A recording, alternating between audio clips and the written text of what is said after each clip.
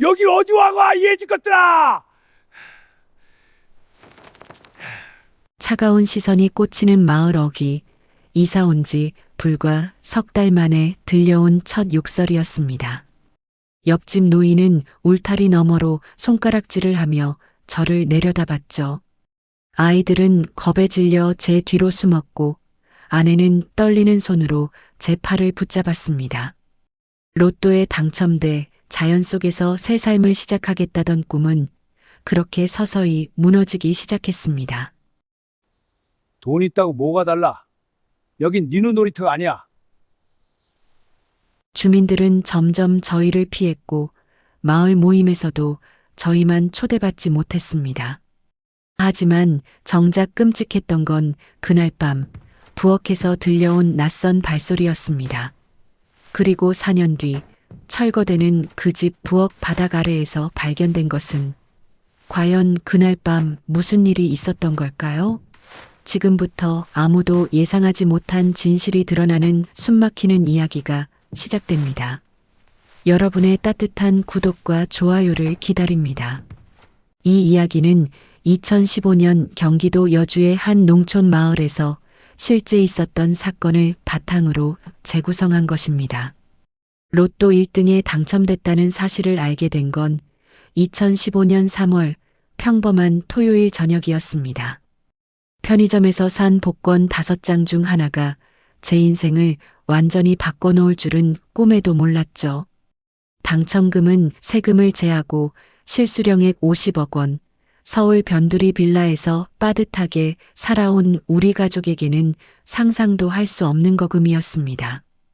여보, 이거 진짜야? 정말 우리가 당첨된 거 맞아?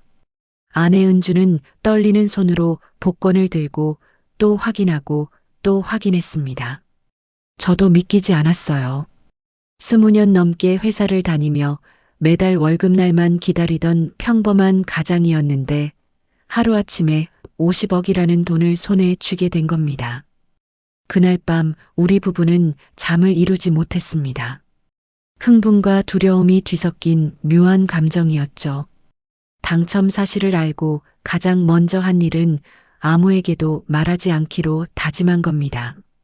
주변 사람들에게 알려지면 온갖 부탁과 시선에 시달릴 게 뻔했으니까요. 회사도 조용히 그만뒀습니다. 건강상의 이유로 퇴사한다고 했죠. 동료들은 아쉬워했지만 진짜 이유를 아는 사람은 아무도 없었습니다. 아빠, 우리 이제 큰 집으로 이사가? 10살짜리 아들 준호가 기대에 찬 눈으로 물었습니다. 8살 딸 지민이도 옆에서 고개를 끄덕였죠. 아이들은 친구들이 사는 넓은 아파트를 부러워하곤 했습니다. 하지만 저는 다른 생각을 하고 있었어요. 준호야, 아빠가 더 좋은 데로 데려가 줄게. 아파트보다 훨씬 좋은 곳 말이야. 은주와 상의 끝에 내린 결론은 귀농이었습니다. 도시의 답답한 공기, 끝없는 경쟁, 아이들을 학원으로 내모는 교육 현실에서 벗어나고 싶었죠. 50억이면 시골에서 여유롭게 살면서 아이들을 자연 속에서 키울 수 있을 거라 생각했습니다. 텃밭도 가꾸고 작은 과수원도 운영하면서 말이에요. 여보, 정말 괜찮을까? 우리가 농사를 제대로 지을 수 있을까? 은주는 불안한 표정이었습니다. 당연한 걱정이었죠. 우리 부부 모두 농사와는 인연이 없는 사람들이었으니까요. 하지만 저는 자신 있었습니다. 돈도 있고 배울 의지도 있으니 못할 게 뭐가 있겠어요. 여주를 선택한 건 서울에서 그리 멀지 않으면서도 자연환경이 좋았기 때문입니다. 2015년 5월 우리는 여주 외곽의 조용한 농촌 마을에 자리 잡은 단독주택을 매입했습니다. 2억 5천만 원을 주고 산 집은 마당도 넓고 주변에 논밭도 있었죠. 아이들은 신나서 마당을 뛰어다녔고 은주도 환한 표정으로 집 구석구석을 살펴봤습니다. 여보, 여기 정말 좋다. 공기도 맑고 조용하고. 그러게. 우리 여기서 행복하게 살자. 이사 첫날은 모든 게 완벽해 보였습니다. 마을 이장님이 직접 찾아와 인사를 건넸고 몇몇 주민들도 호기심 어린 눈으로 저희를 반겼죠. 떡도 돌리고 인사도 나눴습니다. 모두들 친절했어요. 서울서 오셨어요? 여긴 뭐하러 오셨는지? 아, 네. 귀농하려고요. 애들도 자연에서 키우고 싶고 해서요. 아이고, 요즘 젊은 사람들이 여기까지 들어오기 쉽지 않은데 대단하네요. 이장님은 흐뭇한 표정이었습니다. 마을에 젊은 사람들이 들어오는 걸 반가워하는 것 같았죠. 하지만 저는 그때 몰랐습니다. 그 친절이 얼마나 오래가지 못할지를요. 문제는 바로 옆집이었습니다. 우리 집 담장을 사이에 두고 붙어 있는 낡은 단독주택에는 70대 후반으로 보이는 노인이 혼자 살고 있었어요. 김노인이라고 불리는 그 사람은 이사 온 첫날부터 저희를 노려보듯 쳐다봤습니다. 인사를 건넸지만 고개도 돌리지 않더군요. 여보, 옆집 할아버지 좀 무섭지 않아? 은주가 작은 소리로 물었습니다. 저도 느꼈어요. 뭔가 불편한 시선이었죠. 하지만 대수롭지 않게 넘겼습니다. 원래 시골 어르신들이 외지인한테는 좀 경계하는 법이니까요. 시간이 지나면 풀릴 거라 생각했습니다. 귀농 생활은 생각보다 힘들었습니다. 텃밭을 일구는 것도 농기구를 다루는 것도 모두 처음이었죠. 땀을 뻘뻘 흘리며 삽질을 하다 보면 허리가 끊어질 것 같았습니다. 하지만 아이들이 신나하는 모습을 보면 보람을 느꼈어요. 아빠, 저기 개구리 있어. 지민아, 조심해. 물 빠지는 데는 가지 마. 준호와 지민이는 매일 마당에서 뛰어놀았습니다. 서울 빌라에서는 할 수 없었던 일들이었죠. 은주도 텃밭에서 상추랑 고추를 키우며 즐거워했습니다. 이게 바로 제가 꿈꾸던 삶이었어요. 하지만 마을 사람들의 시선은 점점 이상해졌습니다. 처음엔 친절하던 사람들이 하나둘 저희를 피하기 시작했죠. 마을 어귀에서 마주쳐도 인사를 받지 않거나 슬쩍 고개를 돌리는 사람들이 늘어났습니다. 여보, 왜 사람들이 우리를 피하는 것 같지? 글쎄, 우리가 뭘 잘못했나?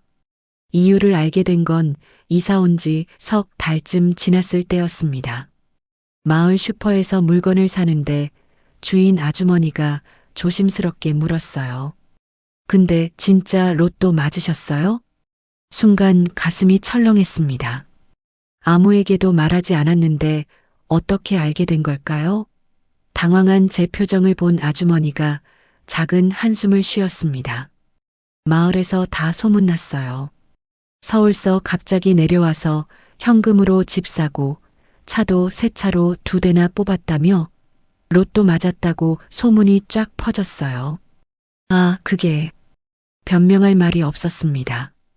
조심했다고 생각했는데 시골 마을에서 비밀을 지킨다는 게 얼마나 어려운 일인지 그제야 깨달았죠. 그날 이후로 마을 사람들의 태도는 확연히 달라졌습니다.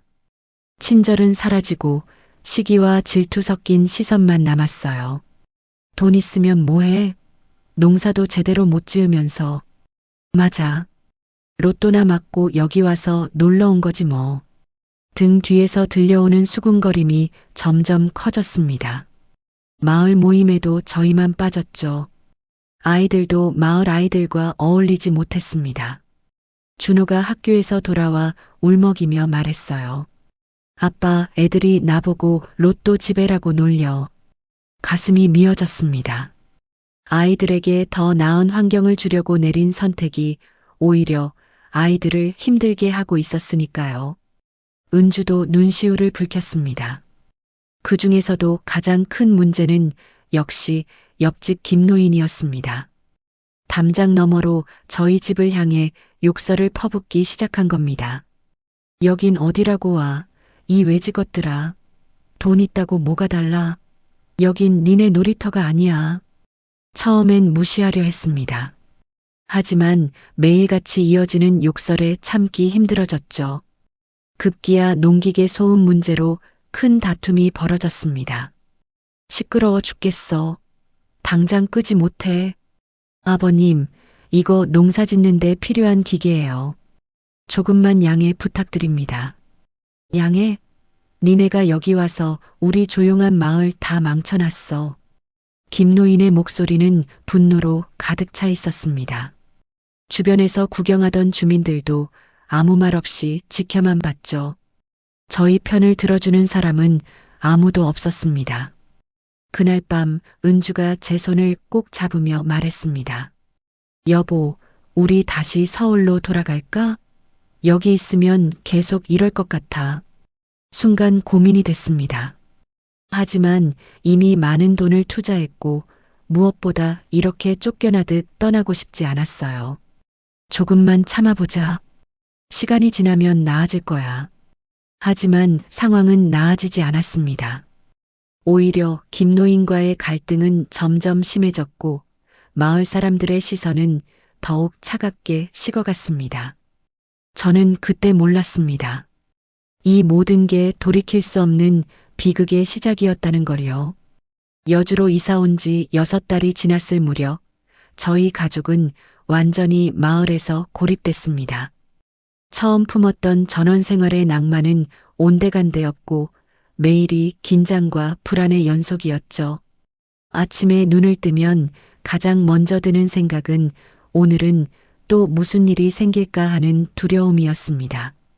여보, 어젯밤에 또 누가 다녀간 것 같아. 은주가 불안한 목소리로 말했습니다. 마당에 놓아둔 화분이 엎어져 있었고 대문 앞에는 누군가 일부러 버린 듯한 쓰레기가 널려 있었어요. 처음엔 바람 때문이겠거니 했지만 너무 자주 일어나는 일이었습니다. 신경 쓰지 마. 내가 치울게. 겉으로는 태연한 척했지만 속으로는 분노가 치밀어 올랐습니다. 대체 우리가 뭘 잘못했기에 이런 취급을 받아야 하는 걸까요? 로또에 당첨된 게 죄인가요? 조용히 살겠다고 시골에 온 게 잘못인가요? 준호와 지민이는 학교 가는 걸 점점 싫어했습니다. 아이들 사이에서도 로또 집 애들이라는 소문이 퍼져서 친구들이 다가오지 않았거든요. 어떤 아이들은 대놓고 비웃기도 했습니다. 엄마, 나 학교 가기 싫어. 지민이가 울먹이며 말했습니다. 8살짜리 아이가 학교를 거부할 정도면 얼마나 힘들었을까요? 은주는 아이를 꼭 안아주며 눈물을 참았습니다. 지민아, 조금만 참자. 금방 좋아질 거야. 하지만 그건 거짓말이었습니다. 상황은 나아지지 않았고 오히려 악화되고 있었으니까요. 저는 무력한 아버지였습니다. 아이들을 지켜주지 못하는 무능한 가장이었죠. 김노인과의 갈등은 날이 갈수록 심각해졌습니다. 울타리 문제로 또 한 번 크게 다퉜어요. 제가 낡은 담장을 수리하려고 했는데 김노인이 달려와서 고함을 질렀습니다. 네가 뭔데 남의 담장을 건드려. 당장 손 떼. 아버님, 이건 우리 집 담장이에요. 무너질 것 같아서 고치려는 겁니다. 거짓말. 이건 원래 내 땅이었어. 니네가 와서 빼앗아 간 거라고. 김노인의 주장은 터무니없었습니다. 부동산 등기부등본을 확인했을 때도 명확하게 저희 땅이었거든요. 하지만 김노인은 막무가내였습니다. 주먹을 불끈 쥐고 제게 다가왔죠. 이 새끼야, 내가 오늘 너 혼내줄 테니까 각오해. 순간 몸이 얼어붙었습니다. 70대 노인이라지만 평생 농사를 지으며 단련된 체격은 만만치 않았어요. 주변 주민들이 말렸지만 김노인의 분노는 쉽게 가라앉지 않았습니다. 그날 밤 저는 경찰서에 전화를 걸었습니다. 더 이상은 참을 수 없었거든요. 하지만 경찰의 반응은 시큰둥했습니다. 이웃 간에 좀 으쌰으쌰하면서 사세요. 우리가 뭘 어떻게 해드릴 수가 없어요. 하지만 협박을 받았습니다. 주먹으로 때리려고까지 했어요. 실제로 폭행이 일어난 건 아니잖아요. 그리고 시골에서 흔한 일입니다. 서로 양보하면서 지내세요. 전화를 끊고 나니 허탈했습니다. 법도 저희를 보호해주지 않는다는 생각이 들었죠. 은주는 제 얼굴을 보더니 한숨을 쉬었습니다. 여보, 우리 진짜 떠나야 할 것 같아. 이러다가 큰일 나겠어. 조금만 더 버텨보자. 왜 그렇게 고집을 부렸을까요? 지금 생각해보면 제 자존심 때문이었던 것 같습니다. 이렇게 쫓겨나듯 떠나면 진다는 생각이 들었거든요. 50억을 가진 사람이 왜 시골 노인 하나 때문에 도망쳐야 하나는 오기도 있었고요. 하지만 그건 큰 실수였습니다. 2015년 9월 마을에서 추석 행사가 열렸습니다. 저희는 초대받지 못했지만 은주가 떡을 만들어서 이장님 댁에 가져다 드렸어요. 조금이라도 관계를 개선해 보려는 노력이었죠. 아이고, 수고했네요. 그냥 두고 가요. 이장님은 떡을 받기는 했지만 표정이 불편해 보였습니다. 마을 사람들의 눈치를 보는 것 같았어요. 은주는 씁쓸한 미소를 지으며 돌아왔습니다. 여보, 우리 여기서 환영받지 못하는 것 같아. 미안해. 내가 잘못 생각했나 봐. 그날 밤 저는 처음으로 귀농을 후회했습니다. 아이들의 웃음소리가 사라진 집, 매일 긴장하며 살아야 하는 삶. 이게 제가 원했던 건 아니었거든요. 며칠 뒤 더 큰 문제가 터졌습니다. 마을 공동수도 문제였어요. 마을 사람들이 공동으로 사용하는 수도가 있었는데 김노인이 저희가 물을 너무 많이 쓴다고 트집을 잡은 겁니다. 니네 때문에 우리 물값이 2배로 올랐어. 당장 사용 중지해. 아버님, 저희는 정당한 비용을 다 내고 있습니다. 마을 규약대로요. 규약? 니네 같은 외지 것들이 무슨 규약을 따져? 썩 꺼져. 김노인은 제 멱살을 잡았습니다. 순간 화가 머리끝까지 치솟았지만 참았어요. 여기서 제가 손을 대면 오히려 제가 가해자가 될 테니까요. 손 놔주십시오. 안 놔. 니네 오늘 당장 짐 싸서 나가. 주변에 모여든 주민들은 말없이 지켜만 봤습니다. 아무도 저를 도와주지 않았어요. 오히려 몇몇은 김노인 편을 들었습니다. 김씨 말이 맞아. 물 너무 많이 쓰는 것 같던데. 맞아. 우리 물값 올랐잖아. 보상해줘야지. 터무니없는 주장들이었습니다. 저희는 정당한 요금을 다 내고 있었고 물 사용량도 평균 수준이었거든요. 하지만 아무도 듣지 않았습니다. 이미 저희는 마을의 적이 되어 있었으니까요. 그날 밤 집으로 돌아온 저는 은주에게 말했습니다. 여보, 우리 이번 달 안에 서울로 돌아가자. 여기 더 있으면 안 될 것 같아. 은주는 울면서 고개를 끄덕였습니다. 아이들도 기뻐했어요. 드디어 이 지옥 같은 곳을 떠날 수 있다는 안도감 때문이었죠. 아빠, 진짜 서울 가는 거야? 그래, 준호야. 우리 다시 서울 가서 살자. 이사 준비를 시작했습니다. 부동산에 집을 내놓았고 짐을 정리하기 시작했어요. 6달이라는 시간이 짧다면 짧지만 이곳에서의 기억은 평생 지워지지 않을 것 같았습니다. 하지만 김노인은 저희가 떠난다는 소식을 듣고 더 화를 냈습니다. 어느 날 밤 대문을 쾅쾅 두드리며 고함을 질렀어요. 도망가려고? 니네가 여기 와서 다 망쳐놓고 도망가게? 절대 안 돼. 아버님, 제발 좀 조용히 해주세요. 아이들이 자고 있습니다. 아이들? 그깟 것들이 뭐가 중요해. 니네는 여기서 벌을 받아야 돼. 김노인의 목소리에는 광기가 서려 있었습니다. 저는 그날 밤 처음으로 진짜 두려움을 느꼈습니다. 이 사람이 정말 위험한 사람이라는 걸 깨달았죠. 은주도 겁에 질렸습니다. 아이들을 방 안쪽으로 데려가고 문을 잠갔어요. 저는 휴대전화를 들고 경찰에 신고할 준비를 했습니다.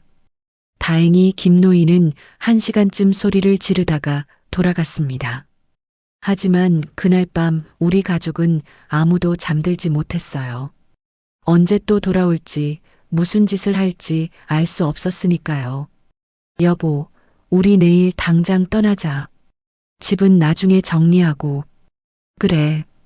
더 이상은 못 참겠어. 하지만 우리는 떠나지 못했습니다. 아니, 떠날 수 없었습니다. 그날 밤 이후로 김노인은 더욱 집요하게 저희를 괴롭혔습니다. 담장 너머로 쓰레기를 던지고 한밤중에 고함을 지르고 지나갈 때마다 욕설을 퍼부었죠.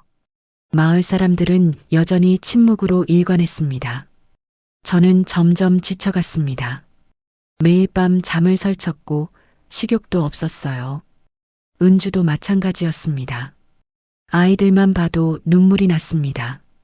제 잘못된 선택 때문에 아이들이 고통받고 있었으니까요. 2015년 10월 어느 날 밤이었습니다. 그날따라 김노인은 조용했어요. 오히려 그게 더 불안했습니다. 폭풍 전의 고요 같은 느낌이었죠. 저는 그날 밤 이상한 꿈을 꿨습니다. 김노인이 우리 집 부엌에 서 있는 꿈이었어요. 소름이 끼쳐서 깨어났는데 시계는 새벽 3시를 가리키고 있었습니다. 부엌에서 이상한 소리가 들렸습니다.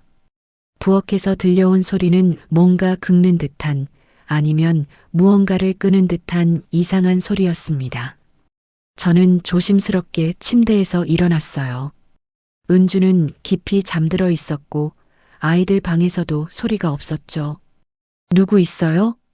떨리는 목소리로 물었지만 대답은 없었습니다. 심장이 쿵쿵거렸어요. 핸드폰을 들고 부엌으로 향했습니다. 복도를 지나는 내내 온몸에 소름이 돋았죠. 부엌 문을 열었을 때 아무것도 없었습니다. 창문도 잠겨 있었고 이상한 흔적도 없었어요. 바람 소리였을까요? 아니면 제가 너무 예민해진 걸까요? 하지만 뭔가 이상했습니다. 부엌에 낯선 냄새가 났어요. 흙 냄새 같기도 하고 뭔가 썩은 냄새 같기도 했습니다. 환기를 시키려고 창문을 열었지만 그 냄새는 쉽게 사라지지 않았어요. 여보, 무슨 일 있어? 은주가 잠에서 깬 모양입니다. 저는 괜찮다고 말했지만 속으로는 불안감이 커져만 갔습니다. 다음 날 아침 마당에 나갔을 때 더 이상한 걸 발견했습니다. 담장 밑 흙이 파헤쳐진 흔적이 있었어요. 마치 누군가 무언가를 묻거나 파낸 것처럼요. 여보, 이것 좀 봐. 은주를 불러 보여줬습니다. 은주의 얼굴이 창백해졌어요. 여보, 우리 정말 빨리 떠나야 할 것 같아. 뭔가 심상치 않아. 알아. 부동산에 다시 연락해 볼게. 하지만 부동산에서는 난감하다는 반응이었습니다. 집을 내놓은 지 한 달이 지났지만 마을에 안 좋은 소문이 퍼져서 아무도 관심을 보이지 않는다는 거예요. 박 선생님, 솔직히 말씀드릴게요. 마을 사람들이 이 집 사지 말라고 소문을 퍼뜨리고 있어요. 로또 당첨자가 살던 집이라는 것도 그렇고 옆집 노인하고 싸웠다는 얘기도 다 퍼졌거든요. 그럼 어떡하죠? 가격을 낮춰도 안 팔리나요? 글쎄요. 좀 더 시간을 두고 보셔야 할 것 같은데. 전화를 끊고 나니 막막했습니다. 집을 팔지 못하면 떠날 수도 없는 상황이었어요. 2억 5천만 원이나 주고 산 집인데 그냥 버리고 갈 수는 없었으니까요. 김노인은 저희가 집을 팔려고 한다는 걸 알고는 더욱 노골적으로 방해했습니다. 집을 보러 온 사람들한테 다가가서 이상한 소리를 하는 거예요. 이 집 사지 마세요. 여기 귀신 나와요. 밤마다 이상한 소리 들린다니까요. 아버님, 그게 무슨 말씀이세요? 닥쳐. 니네가 여기 와서 우리 마을 다 망쳐놨잖아. 귀신도 따라왔어. 집을 보러 온 사람들은 겁을 먹고 돌아갔습니다. 부동산에서도 이젠 포기한다는 연락이 왔어요. 박 선생님, 죄송하지만 더 이상은 어렵겠습니다. 다른 중개사무소를 알아보시는 게 나을 것 같아요. 완전히 갇힌 기분이었습니다. 떠나고 싶은데 떠날 수가 없었어요. 은주는 매일 불안해했고 아이들은 학교에서 돌아오면 방에만 틀어박혀 있었습니다. 2015년 10월 중순, 날씨가 급격히 추워졌습니다. 마을은 적막했고 저희 집만 외톨이처럼 덩그러니 남아있는 것 같았어요. 어느 날 저녁 마을 이장님이 찾아왔습니다. 처음으로 호의적인 표정이었어요. 박 선생, 미안하오. 우리가 너무 냉대한 것 같아서. 아니에요, 이장님. 저희가 적응을 못한 거죠. 그래도 같은 마을 사람인데. 이번 주말에 마을 잔치가 있는데 한번 오시오. 화해하는 자리로. 뜻밖의 제안이었습니다.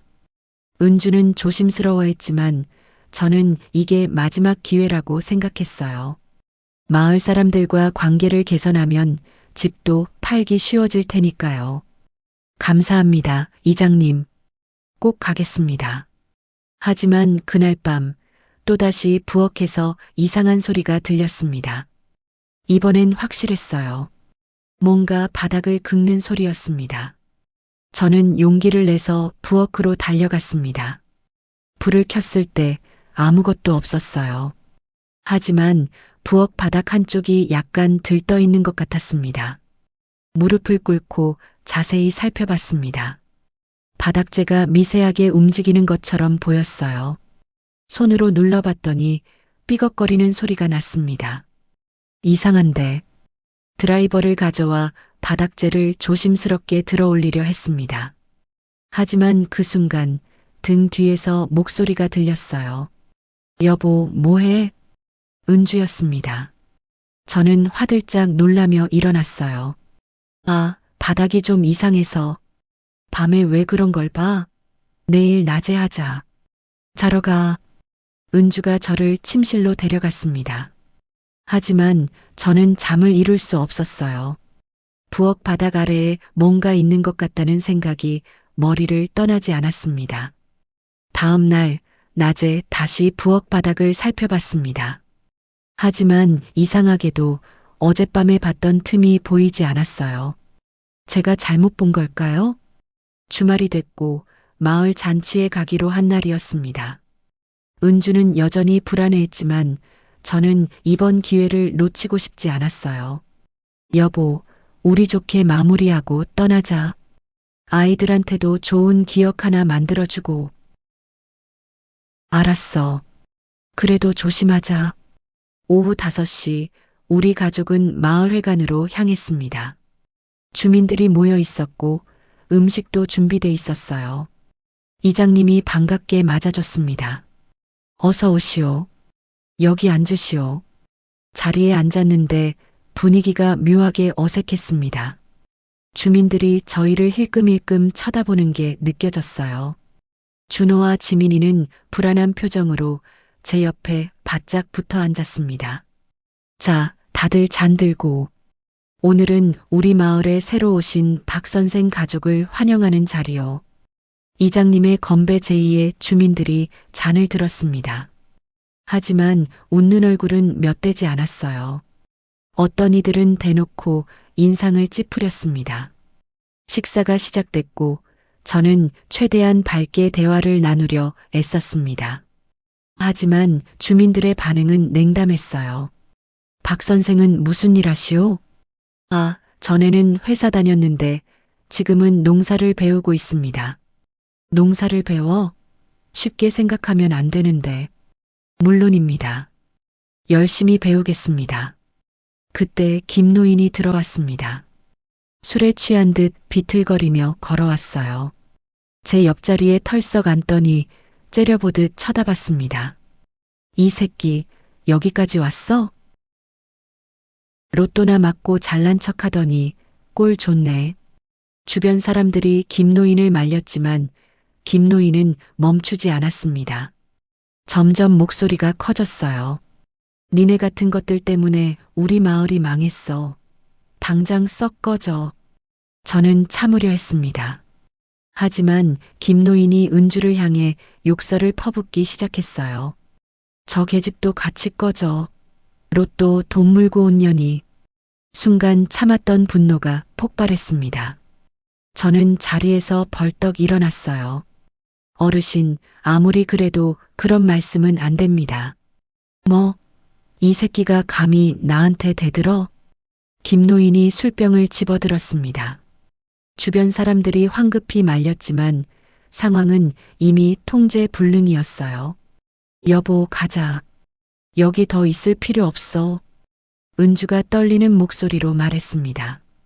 저는 아이들 손을 잡고 자리에서 일어났어요.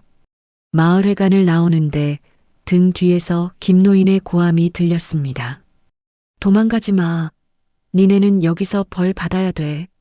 집으로 돌아오는 길 아무도 말이 없었습니다. 지민이가 울고 있었고 준호는 주먹을 꽉 쥔 채 고개를 숙이고 있었어요. 미안해, 애들아. 아빠가 잘못 생각했어. 그날 밤 저는 결심했습니다. 집이 안 팔려도 떠나자고요. 이곳에 더 있다가는 정말 큰일이 날 것 같았습니다. 하지만 이미 늦었습니다. 마을 잔치에서 돌아온 그날 밤 저는 은주와 진지하게 이야기를 나눴습니다. 더 이상은 안 되겠다는 결론이었어요. 집이 팔리든 안 팔리든 일단 서울로 돌아가기로 했습니다. 여보, 내일부터 짐 싸자. 일주일 안에 떠나는 거야. 정말? 집은 어떻게 하고? 일단 비워두고 나중에 천천히 처리하자. 여기 더 있으면 안 될 것 같아. 은주는 안도의 한숨을 쉬었습니다. 아이들도 기뻐했어요. 드디어 이 악몽에서 벗어날 수 있다는 희망이 생긴 겁니다. 다음 날부터 본격적으로 이사 준비를 시작했습니다. 큰 짐들은 포장업체에 맡기기로 하고 필요 없는 물건들은 정리하기 시작했어요. 생각보다 버릴 게 많았습니다. 여보, 이 농기구들은 어떻게 해? 그냥 두고 가자. 나중에 집 살 사람이 쓰든지. 쓸쓸한 기분이었습니다. 겨우 6달 전만 해도 새로운 인생을 꿈꾸며 샀던 물건들이었는데 이제는 흉물처럼 느껴졌으니까요. 2015년 10월 20일 드디어 이사 날짜를 잡았습니다. 2, 3일 후면 떠날 수 있었어요. 포장업체와 약속도 잡았고 서울에 임시로 머물 친구 집도 알아뒀습니다. 하지만 김노인은 저희가 떠난다는 소식을 듣고 더욱 이상한 행동을 보였습니다. 담장 너머로 중얼거리는 소리가 들렸어요. 떠나면 안 돼. 여기서 벌 받아야 해. 절대 못 가. 소름이 끼쳤습니다. 은주도 겁에 질린 표정이었어요. 여보, 저 사람 정말 이상해. 정신이 온전한 게 맞아? 모르겠어. 그냥 무시하자. 곧 떠날 거니까. 그날 밤 또다시 부엌에서 이상한 소리가 들렸습니다. 이번엔 확실히 뭔가 움직이는 소리였어요. 긁는 소리, 끄는 소리, 그리고 무언가 부딪히는 둔탁한 소리까지. 저는 이번엔 은주를 깨우지 않고 혼자 부엌으로 갔습니다. 손에는 야구 방망이를 들었어요. 만약 진짜 침입자라면 대응할 준비를 한 겁니다. 부엌 문을 천천히 열었습니다. 어둠 속에서 뭔가 움직이는 게 보였어요. 심장이 터질 듯 뛰었습니다. 누구야? 불을 켰습니다. 하지만 아무도 없었어요. 창문도 잠겨 있었고 문도 잠겨 있었습니다. 하지만 부엌 바닥 한쪽이 또 들떠 있었어요. 이번엔 확실히 봤습니다. 바닥재 틈 사이로 뭔가 검은 것이 비쳐 보였어요. 저는 다시 드라이버를 가져와 바닥재를 들어 올렸습니다. 그 아래에는 흙이 있었습니다. 그냥 흙이 아니라 최근에 파헤쳐진 것 같은 부드러운 흙이었어요. 그리고 이상한 냄새가 났습니다. 썩은 냄새 같기도 하고 뭔가 화학약품 냄새 같기도 했어요. 이게 뭐지? 더 깊이 파보려는 순간 뒤에서 목소리가 들렸습니다. 거기서 뭐해?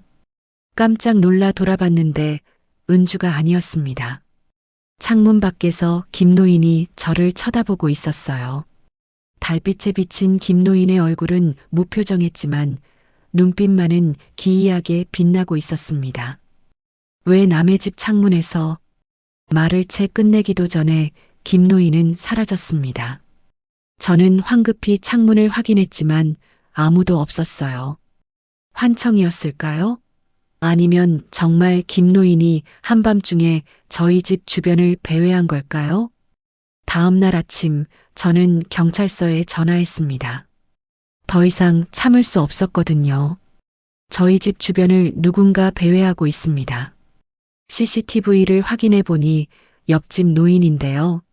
CCTV가 있으세요? 아니요, 그게 창문에서 봤습니다. 그럼 직접적인 증거는 없으시네요. 일단 순찰을 강화해 드리겠습니다. 역시 도움이 안 됐습니다. 저는 직접 김노인 집으로 찾아가기로 했어요. 이제 떠날 거니까 마지막으로 확실히 말해두고 싶었습니다. 아버님 계세요? 김노인 집 대문을 두드렸습니다. 한참을 기다렸지만 대답이 없었어요. 문이 열려 있기에 조심스럽게 안으로 들어갔습니다. 아버님?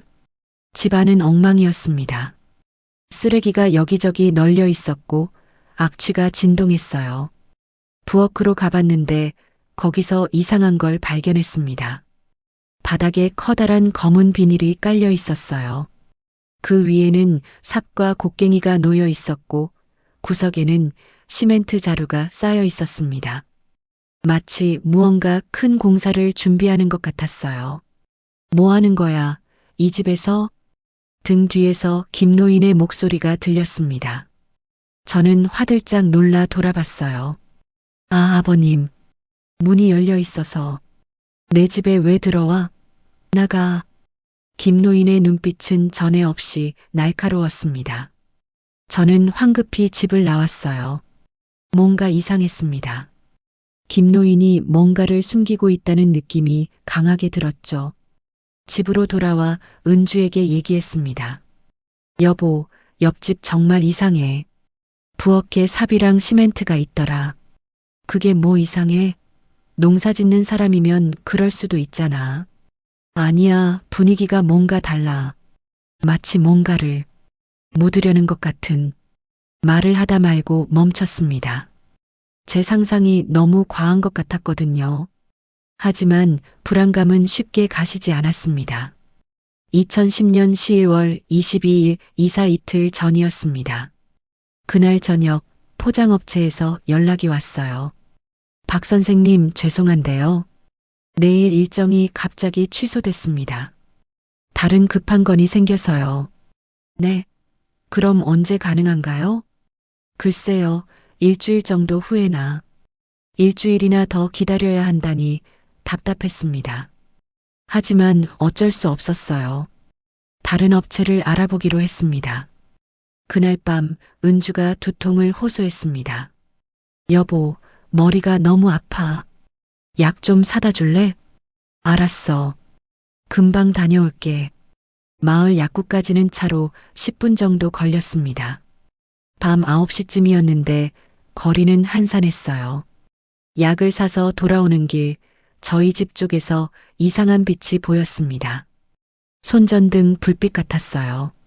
누군가 저희 집 주변을 배회하고 있는 것 같았습니다. 저는 차 속도를 높였습니다.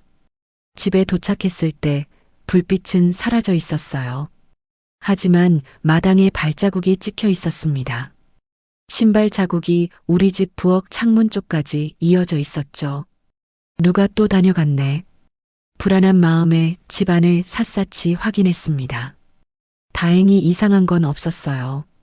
하지만 부엌 바닥이 또 약간 들떠 있는 것 같았습니다. 여보, 약 사왔어. 은주에게 약을 건네고 저는 다시 부엌으로 갔습니다. 이번엔 제대로 확인해 보기로 했어요. 드라이버로 바닥재를 들어 올렸습니다. 그 아래 흙을 조금 파냈습니다. 3cm쯤 팠을 때 뭔가 단단한 게 손에 닿았어요. 천조각 같았습니다. 더 파냈습니다. 천조각은 검은색 비닐이었어요. 비닐을 조심스럽게 들어 올렸는데 그 안에서 뭔가 하얀 게 보였습니다. 뼈였습니다. 동물 뼈인 것 같았지만 확신할 수 없었어요. 저는 소스라치게 놀라 뒤로 물러섰습니다. 이게 대체 심장이 미친 듯이 뛰었습니다. 이건 뭔가 잘못됐어요. 왜 우리 집 부엌 바닥 아래에 뼈가 묻혀 있는 거죠? 그 순간 뒤에서 목소리가 들렸습니다. 찾았구나. 김노인이었습니다. 언제 들어온 건지 부엌 입구에 서 있었어요. 손에는 삽을 들고 있었습니다. 아버님, 이게 대체 내가 알 필요 없어. 그냥 모르는 척 했어야 했는데. 김노인이 한 걸음씩 다가왔습니다. 저는 본능적으로 위험을 느꼈어요. 여보, 경찰 불러. 은주를 향해 소리쳤습니다. 하지만 은주는 대답이 없었어요. 소용없어. 약에 뭘 좀 탔거든. 김노인이 비웃듯 말했습니다. 순간 모든 게 이해됐습니다. 약국에 다녀온 사이 김노인이 집에 침입해서 당신이 우리 아내한테 뭘 걱정 마. 그냥 좀 잘 뿐이야. 너도 곧 그렇게 될 테니까. 김노인이 삽을 휘둘렀습니다. 삽이 제 머리를 향해 날아왔습니다. 저는 본능적으로 몸을 숙였어요. 삽은 제 머리 위를 스쳐 지나가며 벽에 부딪혔고 둔탁한 소리와 함께 벽에 금이 갔습니다.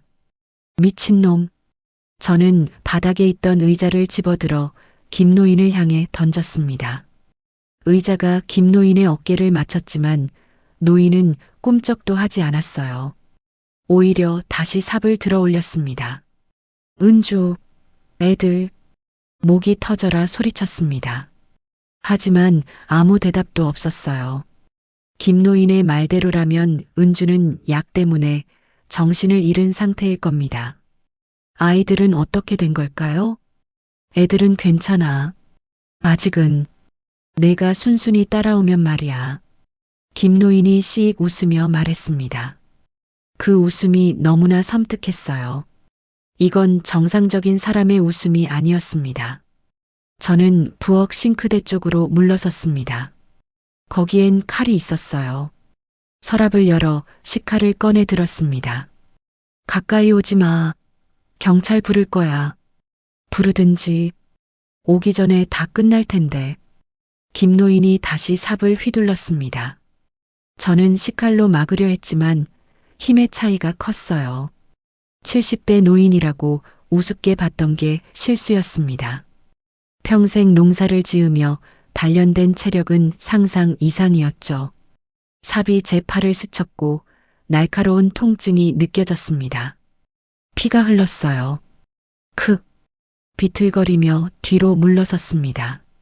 김노인은 천천히 다가왔어요. 마치 사냥감을 몰아가는 짐승처럼요. 왜 이러는 거예요? 우리가 뭘 잘못했어요? 잘못? 너희 같은 것들이 여기 온 게 잘못이야. 돈 많다고 여기 와서 잘난 척하고 우리 마을 평화를 깨뜨리고 그게 죽일 이유가 돼요? 이유? 이유는 필요 없어. 너희는 여기 있으면 안 되는 사람들이야. 김노인의 눈에는 광기가 서려 있었습니다. 이건 단순한 이웃 간의 갈등이 아니었어요. 김노인은 처음부터 저희를 없앨 생각이었던 겁니다. 저는 거실 쪽으로 뛰었습니다. 현관문을 열어 밖으로 나가려 했지만 문이 잠겨 있었어요. 김노인이 미리 잠가 놓은 겁니다. 도망갈 곳 없어. 뒤에서 김노인의 목소리가 들렸습니다. 저는 2층으로 뛰어 올라갔어요. 아이들 방으로 갔습니다.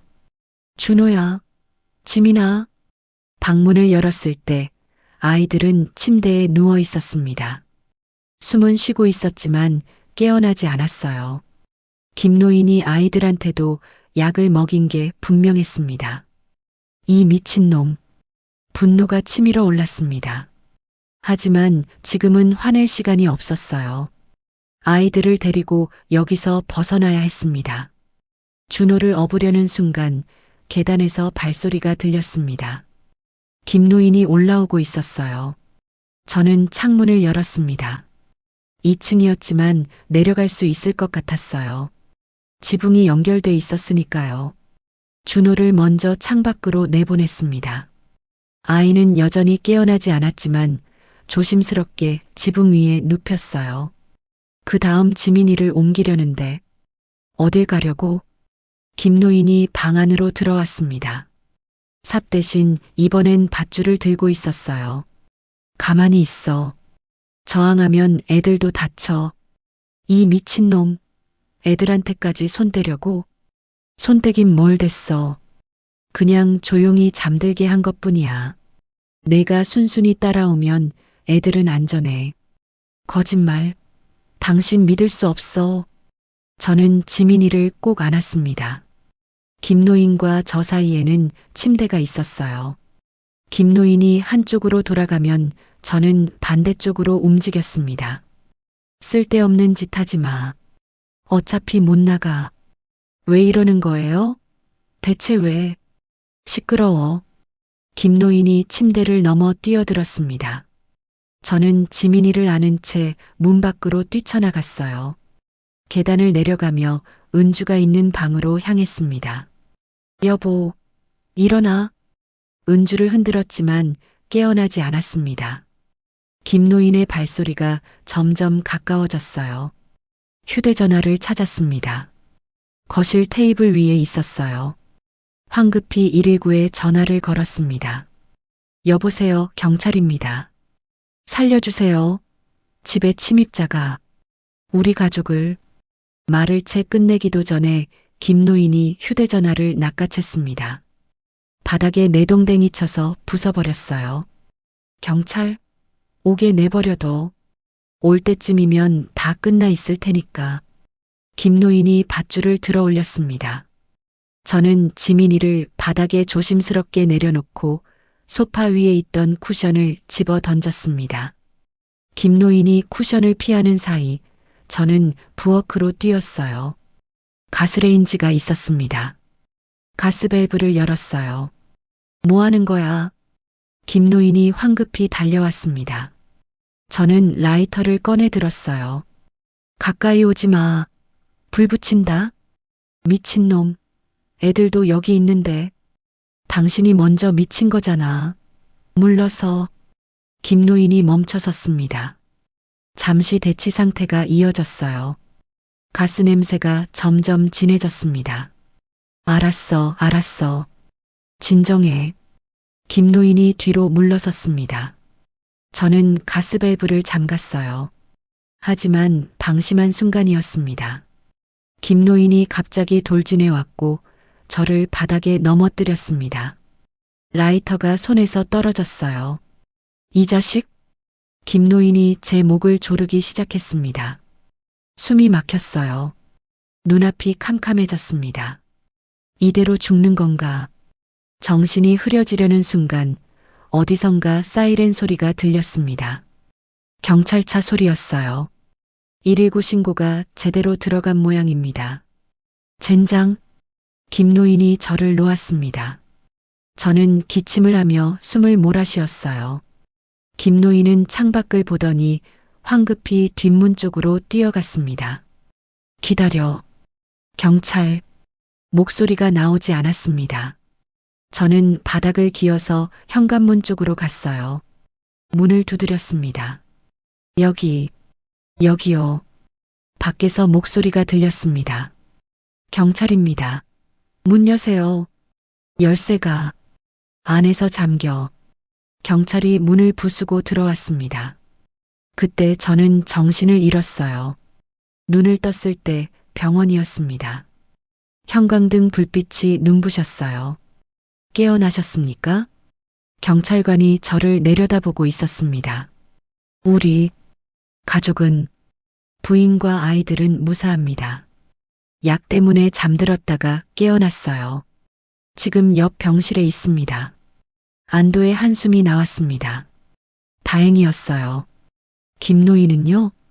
도주했습니다. 지금 추적 중입니다.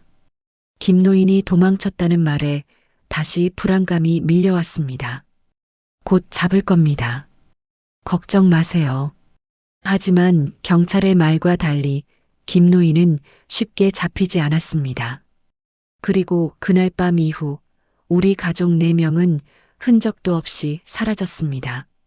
병원에서 깨어난 다음 날 경찰은 저희를 보호하기 위해 임시 숙소를 제공했습니다. 여주 시내의 한 모텔이었어요.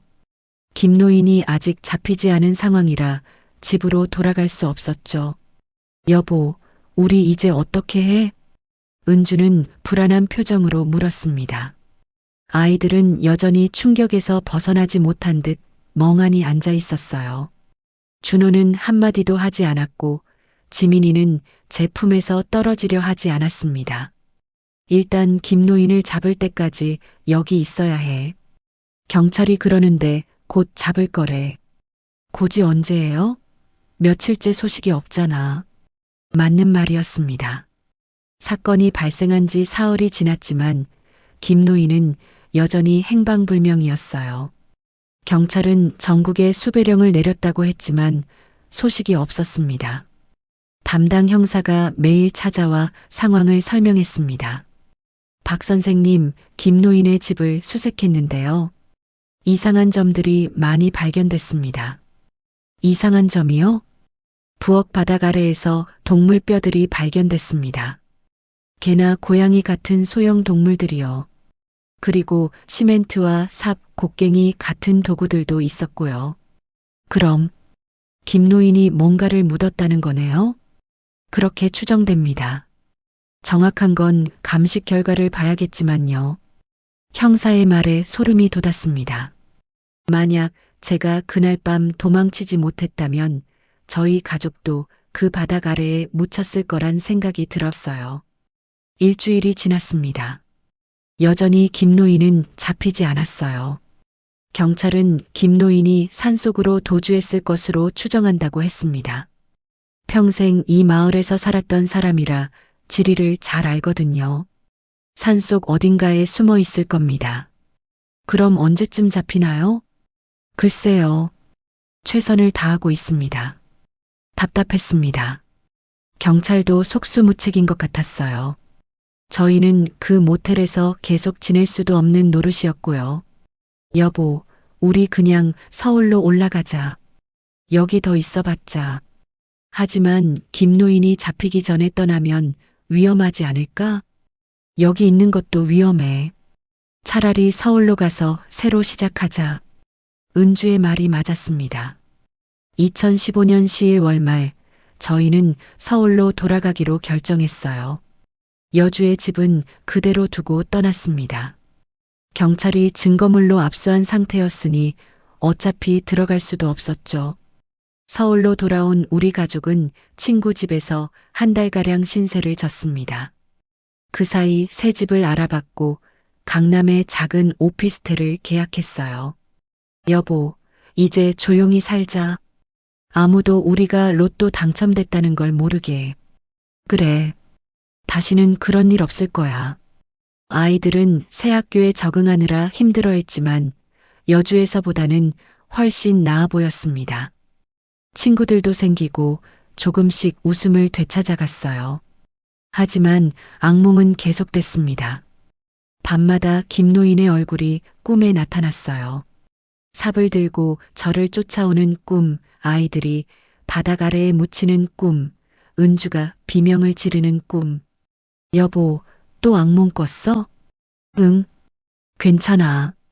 시간 지나면 나아지겠지. 하지만 시간이 지나도 나아지지 않았습니다. 오히려 불안감은 더 커져만 갔어요. 2016년 1월 경찰로부터 연락이 왔습니다. 박 선생님, 김노인을 아직 못 찾았습니다. 수배는 계속 유지하고 있으니 걱정 마세요. 네. 김노인은 사라졌습니다. 마치 처음부터 존재하지 않았던 사람처럼 흔적도 없이 증발해버렸어요. 그리고 저희 가족도 조용히 살기 시작했습니다. 로또 당첨 사실을 아무에게도 말하지 않았고 평범한 직장인 가정처럼 지냈어요. 저는 작은 사업을 시작했고 은주는 아이들 뒷바라지에 집중했습니다. 여주의 집은 결국 헐값에 팔았습니다. 사건이 있었던 집이라는 소문이 퍼져서 아무도 사려 하지 않았거든요. 2억 5천만 원에 샀던 집을 5천만 원에 넘겼습니다. 여보, 아까워도 어쩔 수 없어. 그냥 악몽을 파는 거라고 생각하자. 그래. 시간이 흘렀습니다. 2016년, 2017년, 2018년, 2019년. 김노인에 대한 소식은 없었고 저희도 점차 그 일을 잊어가려 애썼습니다. 준호는 중학생이 됐고 지민이는 초등학교 고학년이 됐어요. 아이들은 여주에서 있었던 일을 거의 기억하지 못했습니다. 어쩌면 의도적으로 잊으려 했는지도 모르죠. 은주와 저도 이제는 그날 밤 이야기를 하지 않았습니다. 마치 그런 일이 없었던 것처럼 살았어요. 하지만 2019년 가을 모든 게 다시 시작됐습니다. 여주 경찰서에서 전화가 왔어요. 박성진 씨 맞으십니까? 네, 그런데요. 김노인의 집을 철거하는 과정에서 이상한 게 발견됐습니다. 여주까지 한번 와주실 수 있겠습니까? 무슨 일인데요?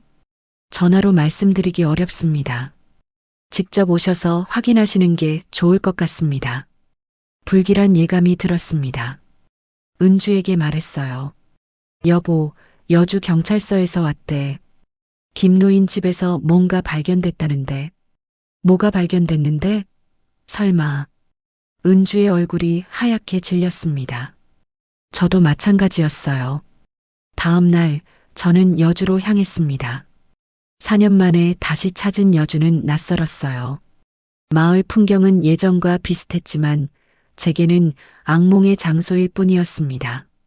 경찰서에 도착했을 때 담당 형사가 심각한 표정으로 저를 맞이했습니다. 박 선생님 앉으세요.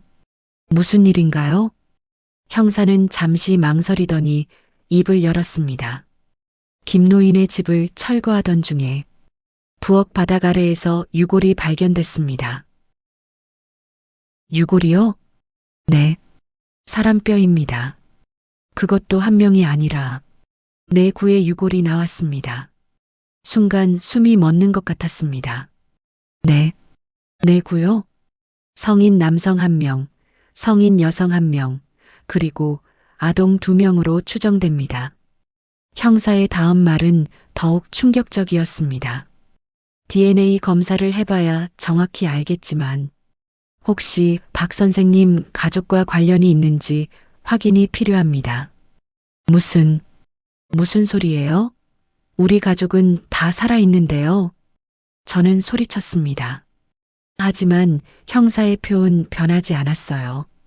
박 선생님, 혹시 2015년 11월 23일 이후로 박 선생님 가족이 어디 계셨는지 증명할 수 있습니까? 뭐라고요? 사실 저희가 이상하게 생각한 게 있습니다. 그날 이후로 박 선생님 가족의 행적이 완전히 사라졌거든요. 휴대전화도 꺼져 있었고 병원 기록도 없고 카드 사용 내역도 없었습니다. 그건 제가 현금만 사용했고 말을 하다 멈췄습니다. 뭔가 이상했어요. 박 선생님 실례지만 지금 댁의 휴대전화 번호가 어떻게 되시죠? 저는 휴대전화를 꺼냈습니다. 그런데 이상했어요. 화면에 아무것도 표시되지 않았습니다. 이게 휴대전화가 작동하지 않았습니다. 아니, 정확히는 전원이 켜지지 않았어요. 형사가 조심스럽게 말했습니다. 박 선생님 혹시 본인이 지금 어디에 계신지 아십니까? 뭔 소리예요? 여기 경찰서잖아요. 하지만 주변을 둘러보니 이상했습니다. 경찰서가 아니었어요. 낯선 방이었습니다. 아니, 낯선 게 아니라 김노인의 집 부엌이었습니다. 그리고 저는 바닥에 누워 있었습니다. 눈을 떴을 때 천장이 보였습니다. 낡고 금이 간 천장이었어요. 몸을 움직이려 했지만 움직여지지 않았습니다. 온몸이 마비된 것처럼 감각이 없었어요. 여기가 어디지? 목소리도 제대로 나오지 않았습니다. 입술이 바짝 말라 있었고 목구멍은 타들어가는 것 같았어요. 천천히 고개를 돌려봤습니다. 옆에 누군가 누워 있었어요. 은주였습니다. 은주도 움직이지 않았어요. 눈을 감은 채 죽은 듯이 누워 있었습니다. 여보, 여보. 목소리를 내려 했지만 속삭임 정도밖에 나오지 않았습니다. 공포가 밀려왔어요. 이게 대체 무슨 상황인 거죠? 기억을 더듬어 봤습니다. 병원에서 깨어났고, 모텔로 옮겼고, 서울로 돌아왔고, 아니, 잠깐. 정말 그랬나요? 머릿속이 혼란스러웠습니다. 기억이 뒤섞여 있었어요. 무엇이 진짜고 무엇이 꿈인지 구분할 수 없었습니다. 부엌 바닥이었습니다. 저는 김노인의 집 부엌 바닥에 누워 있었어요. 차가운 시멘트 바닥에 감촉이 느껴졌습니다. 손가락을 움직여 봤습니다. 조금씩 감각이 돌아왔어요. 팔을 들어 올리려 했지만 묵직한 무게 때문에 쉽지 않았습니다. 얼마나 시간이 지났을까요? 몇 분인지, 몇 시간인지, 며칠인지 알 수 없었습니다. 천천히 몸을 일으켰어요.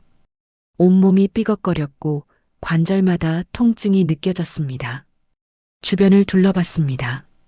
어두컴컴한 부엌이었어요. 창문은 판자로 막혀 있었고 문도 바깥에서 잠겨 있는 것 같았습니다. 은주, 은주야. 아내를 흔들었습니다. 하지만 깨어나지 않았어요.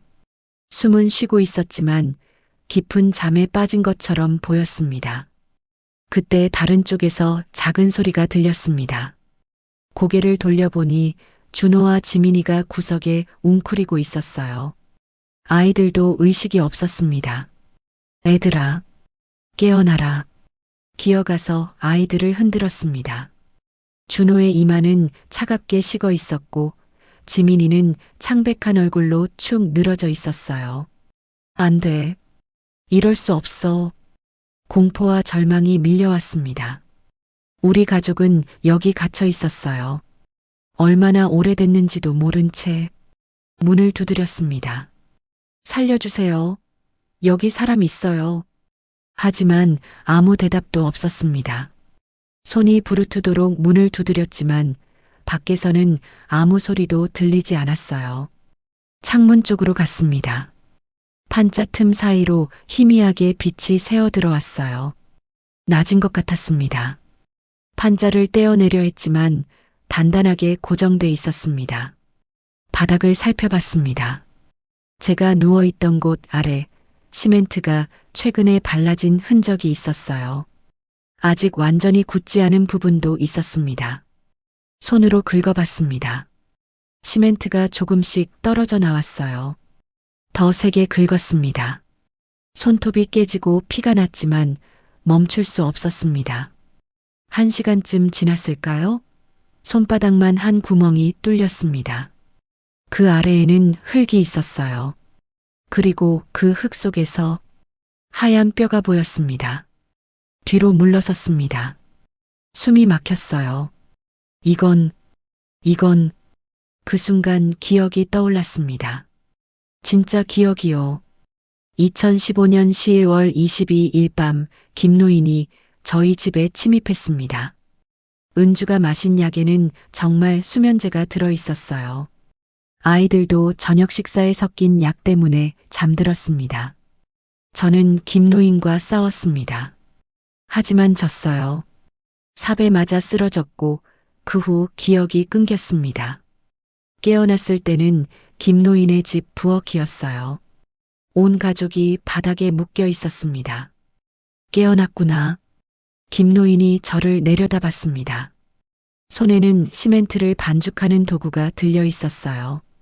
왜 이러는 거예요? 너희 같은 것들은 여기 있으면 안 돼. 마을을 망치는 외지인들이야. 우린 그냥 조용히 살려고. 조용히? 로또 돈 가지고 와서 잘난 척하면서 우리 마을 사람들 무시하면서. 김노인의 눈에는 광기가 가득했습니다. 여기가 원래 내 땅이었어. 내 집이었다고. 그런데 빼앗겼지. 그 집을 너희가 샀어. 내 땅에 외지인이 사는 꼴을 어떻게 참아? 그건 합법적으로. 합법? 법이 뭐가 중요해? 이건 내 땅이야. 김노인이 삽을 들어 올렸습니다. 제발, 아이들만은. 걱정 마. 고통스럽지 않게 해줄게. 그 후에 기억은 없습니다. 아마도 다시 정신을 잃었던 것 같아요. 그리고 꿈을 꿨습니다. 병원에서 깨어나는 꿈, 서울로 돌아가는 꿈, 아이들이 학교에 가는 꿈, 평범하게 사는 꿈. 하지만 그건 꿈이었어요. 죽어가는 사람이 보는 마지막 환상이었던 겁니다. 현실로 돌아왔습니다. 저는 여전히 김노인의 집 부엌 바닥에 있었어요. 은주와 아이들도 여기 있었습니다. 우리는 죽었습니다. 아니, 죽어가고 있었습니다. 김노인은 우리를 여기 가두고 부엌 바닥 아래에 묻으려 했던 겁니다. 시멘트로 덮어서 영원히 숨기려고요. 하지만 왜 저는 아직 의식이 있는 걸까요? 왜 아직 살아있는 걸까요? 문득 깨달았습니다. 김노인이 실수한 겁니다. 약을 너무 적게 줬거나 아니면 제 체력이 버틴 거예요. 완전히 죽이지 못하고 묻어버린 겁니다. 안 돼. 이렇게 끝날 순 없어. 다시 바닥을 긁었습니다. 피가 나든 말든 상관없었어요. 여기서 나가야 했습니다. 가족을 살려야 했습니다. 하지만 너무 늦었습니다. 시멘트는 이미 대부분 굳어 있었고 제 힘으로는 깰 수 없었어요. 공기가 점점 희박해졌습니다. 밀폐된 공간이라 산소가 부족해지고 있었어요. 누구 없어요. 살려주세요. 목소리는 점점 작아졌습니다. 의식이 흐려졌어요. 마지막으로 은주와 아이들을 봤습니다. 사랑하는 가족들이었어요. 제 잘못된 선택 때문에 이렇게 된 겁니다. 미안해. 정말 미안해. 눈물이 흘렀습니다. 하지만 곧 눈물도 멈췄어요. 어둠이 밀려왔습니다. 그리고 모든 게 멈췄습니다. 4년이 지났습니다. 2019년 가을, 김노인의 집이 철거됐습니다. 노인은 사건 후 행방불명됐고 집은 방치돼 있었거든요. 철거 작업자들이 부엌 바닥을 뜯어냈을 때 그 아래에서 발견된 것은 4구의 유골이었습니다. 성인 남성 1명, 성인 여성 1명, 그리고 아동 2명. DNA 검사 결과 박성진 씨 가족으로 확인됐습니다. 사건은 그제야 세상에 알려졌습니다. 2019년 10월 여주경찰서는 긴급 기자회견을 열었습니다. 4년 전 실종됐던 박성진 씨 가족 4명의 유골이 발견됐다는 충격적인 소식이었어요. 2015년 12월 여주시 외곽 농촌 마을에서 실종 신고가 접수됐던 박성진 씨 가족의 유골을 발견했습니다. 사망 원인은 현재 조사 중이며 유력한 용의자는 당시 이웃에 살던 김모 씨입니다. 기자들의 플래시가 터졌습니다. 질문이 쏟아졌어요. 김모 씨는 현재 어디 있습니까? 사건 당일 도주한 후 행방불명 상태입니다. 전국에 수배령이 내려져 있으며 현재도 추적 중입니다. 유골은 어떤 상태로 발견됐습니까? 김모 씨의 집 부엌 바닥 아래에 안매장돼 있었습니다. 시멘트로 밀봉된 상태였고 생활 소지품들도 함께 발견됐습니다. 뉴스는 전국으로 퍼졌습니다. 로또 당첨자 일가족 살해 사건, 이웃 갈등이 빚은 비극, 4년 만에 드러난 진실이라는 제목들이 인터넷을 뒤덮었어요. 여론은 들끓었습니다. 로또 당첨됐다고 시골 가서 잘난 척하다가 당한 거 아니야? 아니야, 아무리 그래도 사람을 죽여. 김노인도 이해는 돼. 평생 살던 곳에 외지인이 와서 돈 자랑하면 기분 나쁘지. 그게 살인을 정당화할 수 있어? 애들도 죽였는데? 댓글창은 의견이 엇갈렸습니다. 어떤 이들은 박성진 씨 가족을 동정했고 어떤 이들은 그들의 선택을 비난했어요. 하지만 모두가 동의하는 건 하나였습니다. 이건 비극이라는 것. 경찰은 사건을 재구성했습니다. 2015년 10월 22일 밤 김모 씨는 박성진 씨 가족이 거주하던 집에 침입했습니다. 미리 준비한 수면제를 음식에 혼입해 가족 전원을 무력화시킨 후 자신의 집으로 옮긴 것으로 추정됩니다. 왜 자기 집으로 옮긴 겁니까? 기자의 질문에 담당 형사가 답했습니다. 김모 씨의 집 부엌 바닥에는 이미 준비된 구덩이가 있었습니다. 사전에 계획된 범죄였던 것으로 보입니다. 얼마나 오래 계획한 겁니까? 정확히는 알 수 없지만 최소 몇 주 전부터 준비한 것으로 추정됩니다. 부엌 바닥을 파고 시멘트를 준비하고 도구들을 모았으니까요. 소름 끼치는 계획성이었습니다. 김 노인은 우발적으로 범행을 저지른 게 아니었어요. 철저하게 준비하고 기회를 노리고 실행에 옮긴 겁니다. 마을 주민들도 조사를 받았습니다. 김 씨가 박 씨 가족을 싫어한다는 건 알았습니다. 자주 싸우는 걸 봤거든요. 하지만 이렇게까지 할 줄은 몰랐어요. 그냥 성격이 괴팍한 노인인 줄만 알았지. 사건 당일 밤에 이상한 소리를 들었다는 주민도 있습니까? 그날 밤, 김 씨 집 쪽에서 차 소리가 났어요. 한밤중이었는데, 차 소리요? 네. 뭔가를 싣는 것 같았어요. 그때는 그냥 김 씨가 짐을 옮기나 보다 했는데, 증언들이 모아졌습니다. 퍼즐 조각들이 맞춰지기 시작했어요. 김 노인은 박성진 씨 가족을 자신의 집으로 옮긴 후 부엌 바닥 아래 미리 파놓은 구덩이에 넣었습니다. 그리고 시멘트로 덮어버렸어요. 법의학팀의 분석 결과는 더욱 충격적이었습니다. 유골 상태로 봤을 때 피해자 중 일부는 매장 당시 아직 살아있었을 가능성이 있습니다. 무슨 말입니까? 손톱 밑에서 시멘트 가루가 발견됐습니다.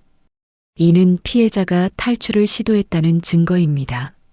즉, 의식이 있는 상태에서 매장됐다는 뜻입니다.